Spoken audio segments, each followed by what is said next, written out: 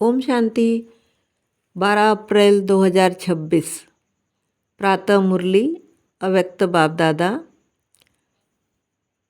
30 नवंबर 2009 की यह रिवाइज मुरली है। इस मुरली का टाइटल है बाप व सर्व का प्रिय बनने के लिए संतुष्ट मणि बन हर परिस्थिति के प्रभाव से मुक्त रहो।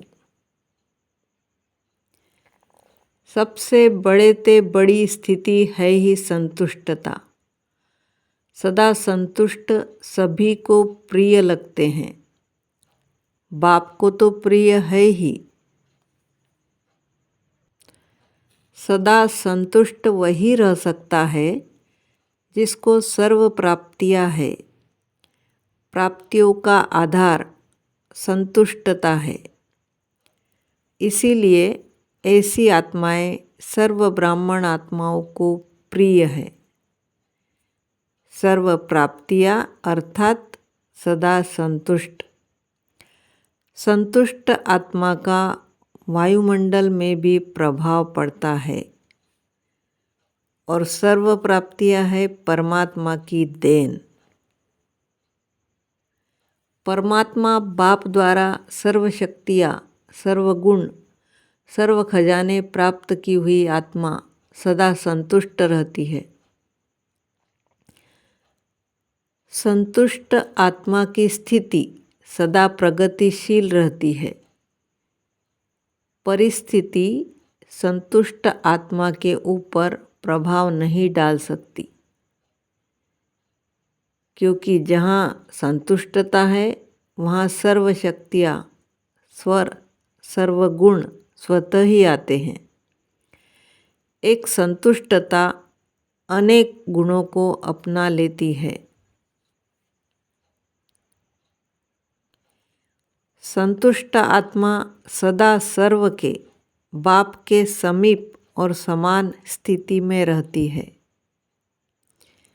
इस स्थिति में रहने के लिए बहुत साक्षी दृष्टा अवस्था चाहिए, त्रिकालदर्शी अवस्था चाहिए, अर्थात हर बात के तीनों कालों को परख फिर कर्म करने वाले।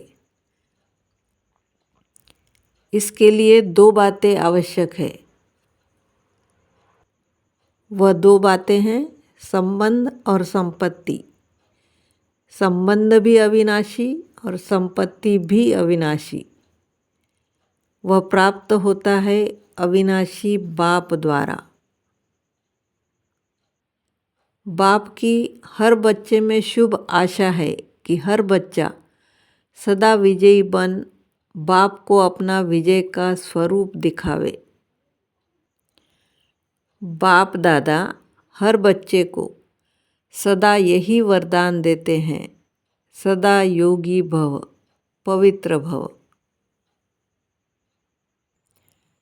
सभी बच्चे सदा के अधिकारी हैं, क्योंकि बाप का हर बच्चे से, चाहे लास्ट बच्चा है, लेकिन बाप को हर बच्चे से दिल का प्यार है। दिल से कहते हैं मेरा बाबा। इसीलिए बाप का हर बच्चे से अविनाशी प्यार है। इसीलिए हर बच्चे को बाप का वरदान है। बच्चे चाहे नंबरवार है, लेकिन बाप दादा रोज एक ही समय एक ही वरदान सभी बच्चों को इकट्ठा देते हैं। वरदान से फल निकालने के लिए जैसे कोई भी बीज होता है, उसका फल निकालने के लिए उसको पानी और धूप चाहिए, तभी फल निकलता है। तो यहाँ भी हर बच्चे को जब वरदान का फल निकालना है, बार बार वरदान को स्मृति में लाना है। स्मृति स्वरूप के स्थिति में स्थित रहना है। बार बार सिमरन नहीं, लेकिन स्मृति, यह है पानी देना, और स्वरूप में स्थित होना, यह है धूप लगाना। तो यह फलीभूत होने से स्वयं में भी बहुत शक्ति भरती है और दूसरे को भी उस फल द्वारा शक्ति का अनुभव करा सकते हैं। बाप दादा कहते हैं, हर बच्चे की पढ़ाई की रिजल्ट का समय अचानक आना है, इसके लिए सदा एवर रेडी। अभी समय है उठती कला के तीव्र पुरुषार्थ का।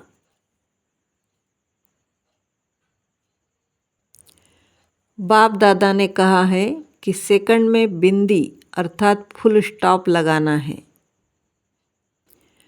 विशेष 3 बातें याद रखनी है, 3 बिंदियाँ याद रखनी है, आत्मा, परमात्मा और ड्रामा।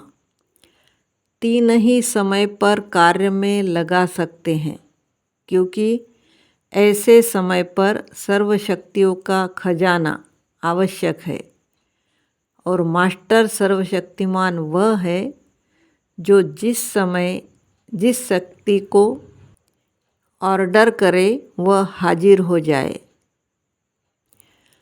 सर्व खजानों की चाबी है 3 बिंदियाँ, आप, बाप और ड्रामा। बातें तो आएगी, बातों को नहीं देखना, पास होना है, यह याद रखना।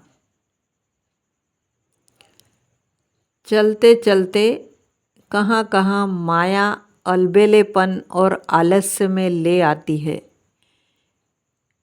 रॉयल आलस्य, यह था, यह रॉयल आलस्य अलबेलापन यह तीव्र पुरुषार्थ में कमी डालता है। बाप दादा कहते हैं, देरी से आए हैं लेकिन फास्ट जाके नंबर आगे ले सकते हैं। क्यों क्या की भाषा से न्यारे रहकर सदा एक रस, सदा एक बाबा दूसरा न कोई, बाप में ही विशेष।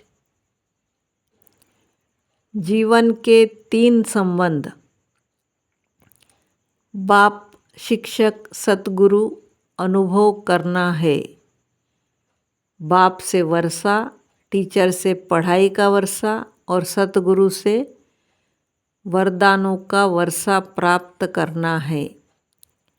ऐसे पदम गुना भाग्यवान हर बच्चे को बाप दादा का याद प्यार और नमस्ते।